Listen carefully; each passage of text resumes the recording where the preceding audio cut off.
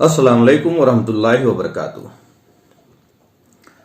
मुस्लिम नौजवानों को आज के डेट में बहुत बड़ी जिम्मेदारी निभानी है और जिम्मेदारी जो सबसे बड़ी है वो है इस्लाम के ख़िलाफ़ जो परसेप्शन तैयार कर दिया गया है, इस्लाम के ख़िलाफ़ जो लोगों की जहनसाजी की गई है, इस्लाम के ख़िलाफ़ जो गलत बातें फैलाई गई हैं, इस्लाम के ख़िलाफ़ जो गलत तस्वुरात पेश किए गए उसको काउंटर करना, और वो इंटेलेक्चुअल लेवल पे, इल्मी लेवल पे, लॉजिकली, तर्क के साथ।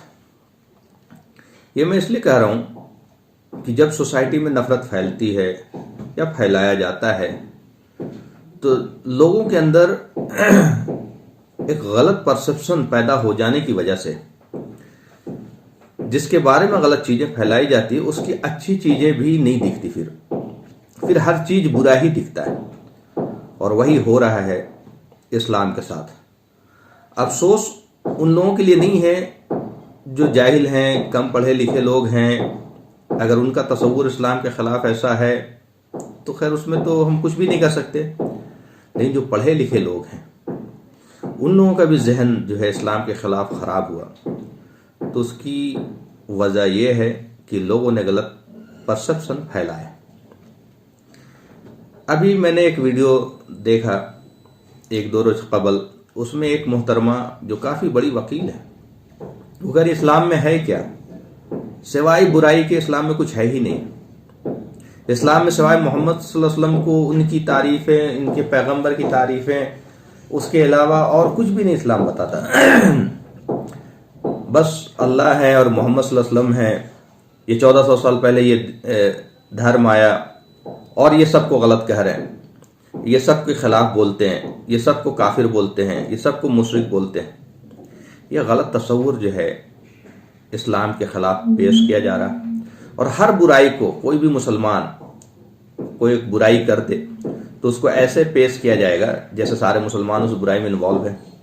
और अगर गलती से कोई मुसलमान नाम का मिल गया बशर्ते वो मुसलमान ना हो, चाहे पारसी ही क्यों ना हो, तो उसको भी ऐसा फैलाएंगे जैसे मुसलमान इन्वॉल्व है। कई ऐसे नाम पारसियों के जो मुसलमानों से मिलते जुलते नाम है, जैसे आफ्ताब वो मुसलमानों का नाम है, फिरोज मुसलमान का भी नाम होता है। तो जहां कोई ये नाम मिल गया वो तहकीक भी नहीं करेंगे ये पारसी है, उसको जोड़ देंगे मुसलमानों से। तभी एक मोहतरमा कह रही थी कि भाई इस्लाम ने क्या है, इस्लाम में सिवाय अल्लाह और सिवाय मोहम्मद सल्लल्लाहु अलैहि वसल्लम के ये तो किसी को रिकॉग्नाइज ही नहीं करते हैं, ये किसी को मानते ही नहीं है, ये किसी को एक तरह से वैल्यू ही नहीं देते। मैं उनको बताना चाहता हूँ अगर ये बात होती तो कुरान ईसा अलैहिस्सलाम की तारीफ़ें ना करता, कुरान ईसा अलैहिस्सलाम को अल्लाह का रसूल ना बताता। ईसा अलैहिस्सलाम की कौम जो सबसे बड़ी कौम है आज के डेट में, क्रिश्चियनिटी एक नंबर की आबादी में है, अभी सबसे बड़ी आबादी दुनिया की, उनकी तारीफ़ें कर रहा है कुरान। उनकी वालदा के नाम से पूरा एक सूरा है, सूरह मरियम कुरान में। और अल्लाह ताला बल्कि यहाँ तक कुरान में ये क्लियर कर दिया कि वो मिरेकुलसली बॉर्न थे, मिरेकुलसली पैदा हुए हैं, without any male intervention, without any father, जो बहुत सारे क्रिश्चियन भी आज तक डाउट में है और यकीन नहीं करते। ये कुरान ने इस्टेब्लिश किया कि हाँ ईसा अलैहिस्सलाम को हमने मौज़े के तौर पे पैदा किया और वो बगैर बाप के पैदा हुए मरियम अलैहिस्सलाम से। फिर कुरान मूसा अलैहिस्सलाम की तारीफ़ें करता, पूरा कुरान भरा हुआ मूसा अलैहिस्सलाम की तारीफ से। मूसा अलैहिस्सलाम की कौम यहूदी है जो कट्टर दुश्मन है मुसलमानों की, लेकिन अल्लाह ताला कहते हैं कि मूसा अलैहिस्सलाम अल्लाह के रसूल थे, हमने मूसा अलैहिस्सलाम पे वही नाजिल की, तौरात नाजिल की, ईसा अलैहिस्सलाम पे वही नाजिल की। और बनी इसराइल के बारे में पूरी डिटेल है कि हमने उनको मन्ना सलवा भी खिलाया, जन्नत के खाना खिलाया और उनको कैसे निजात दी।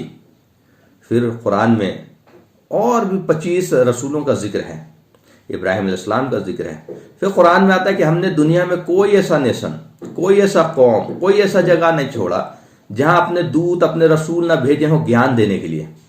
तो इस्लाम 1400 साल पहले से नहीं है, इस्लाम तब से है जब से आदम अलैहिस्सलाम है, और तब तक रहेगा जब तक क़यामत होगी। कहने का मतलब इस्लाम का मतलब ही होता है कि अपने मालिक को पहचानना जिसने हमें पैदा किया, और उसी की आज्ञाकारी बनकर जीवन गुजारना। और ये जीवन गुजारने के लिए अल्लाह ताला ने हमेशा से दूतों को भेजा, रसूलों को भेजा, इंसानों में से इंसान को चुना, उनको रसूल बनाया, ताकि वो हमें बता सकें कि इस कायनात का मालिक कौन है, परमेश्वर कौन है, अल्लाह कौन है, उसका डिफिनेशन क्या है, जिंदगी का मकसद क्या है, मरने के बाद क्या होगा।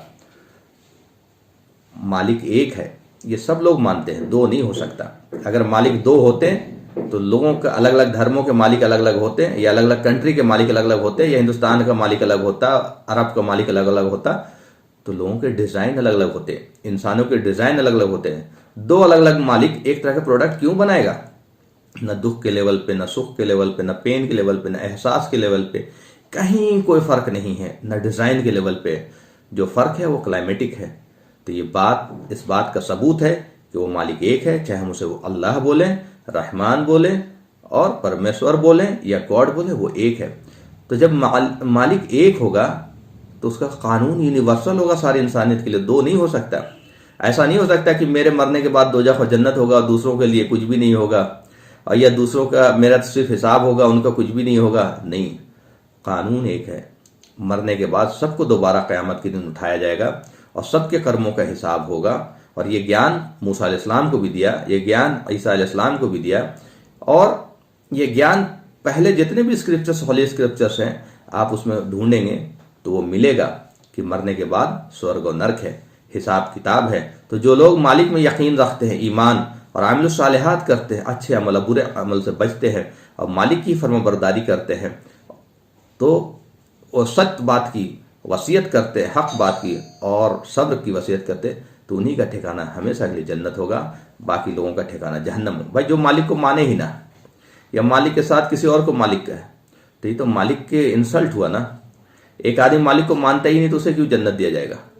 एक आदमी मालिक को छोड़ करके किसी और को मालिक कहे तो उसे क्यों जन्नत दिया जाएगा?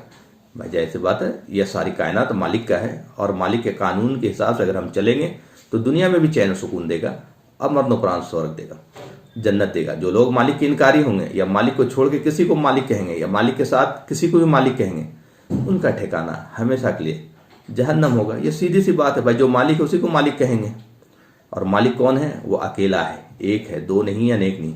वो बेनियाज है, आत्मनिर्भर है, मतलब उसे हवा, पानी, खाना पीना, दूध, दही, सोना चांदी कुछ भी नहीं चाहिए। न किसी से जना गया है, न किसी से जना जाता है, मतलब वो अजन्मा है। अजन्मा का मतलब वो जीवन और मृत्यु से परे है। हमें जीवन दिया गया और मृत्यु आएगी हर इंसान को, हर इंसान को, चाहे वो दूत ही क्यों ना हो। इस धरती पे आए, उनको जीवन दिया गया था और उनको मृत्यु आ गई, इसलिए वो ईश्वर नहीं हो सकते, वो अल्लाह नहीं हो सकते। वो अजन्मा है और वो हमेशा से है, वो हमेशा रहेगा, और उसके जैसा ही कोई नहीं है। वो बियॉन्ड इमेजिनेशन है, बियॉन्ड परसेप्शन है, बियॉन्ड कंप्रहेंशन है, परिकल्पना से ही बाहर है। हमें उतना ही ज्ञान है जितना मालिक ने हमें अपने बारे में बताया। उसे न नींद आती है, न ऊँघ आती है, अल्लाह ही वो जिंदा है, कोई डेड ऑब्जेक्ट नहीं है, कोई सिर्फ शक्ति नहीं है, कोई सिर्फ प्रकाश नहीं है। वो जिंदा है, वो देखता भी है, वो सुनता भी है, और वो हमारे इतने करीब है जितने गर्दन का नस। दिलों का हाल जानता है, मन में कोई बात आती है सुनता है। हम ऐसे मालिक को पुकारने के लिए किसी मीडियम की जरूरत नहीं। हम दिल में सोचते वो सुनता है, जुबान से बोलते वो सुनता है। तो जो लोग एक मालिक पर यकीन रखते हैं कि इस कायनात का मालिक एक है और उसी के पास हमें लौटना है, और इसी बात का ज्ञान सारे दूत लेके आए, और इसी बात का ज्ञान मोहम्मद सल्लल्लाहु अलैहि वसल्लम लेके आए। तो ये जो लोग फैला रहे हैं इस्लाम के बारे में गलत बातें, एक्चुअली ये उनकी नफरत, उनकी शिद्दत या इस्लाम के खिलाफ मुखालफत किस वजह से है हमें नहीं मालूम। बहुत सारे वजह हो सकते हैं, लेकिन जो लोग अक्ल रखते हैं, जो लोग अल्लाह ताला ने जिसको जहन दिया है, सलाहियत दी, उसे गौर करना चाहिए, सोचना चाहिए कि मालिक एक नहीं हो सकता, अनेक नहीं हो सकता। और यही बात स्वामी दयानंद सरस्वती ने अपनी किताब सत्यार्थ प्रकाश के चैप्टर 1 में कहा कि उस परम कल्याणकारी परमेश्वर का मेन नाम ओम है। बाकी जितने नाम वेदों में है जो सुनते हो, सारे उसके सिफात हैं, प्रॉपर्टीज हैं, एट्रीब्यूट्स हैं। सेम चीज कुरान में कहा जा रहा है कि उसका मेन नाम अल्लाह है। बाकी जितने भी नाम है, अर रहमान, अर रहीम, अल करीम, अल खालिक, अल मालिक, अर राजिक, उसके सिफात हैं, उसके प्रॉपर्टीज हैं। तो लोग सत्यार्थ प्रकाश की चैप्टर 1 तो नहीं पढ़ते, लेकिन इस्लाम के खिलाफ जो बातें लिखी हुई है उसको पढ़ करके खुश होते हैं। उन्होंने इस्लाम के खिलाफ बातें इसलिए लिखी, जैसा स्वामी लक्ष्मी शंकराचार्य अपनी किताब में लिखते हैं इस्लाम आतंकवादी आदर्श, कि उनको अरबी नहीं आती थी, तो उन्होंने लिटरल ट्रांसलेशन पढ़ करके बहुत सारी कुछ चीज़ों को समझने की कोशिश की, जिससे उनके अंदर भी कन्फ्यूज़न पैदा हो गया।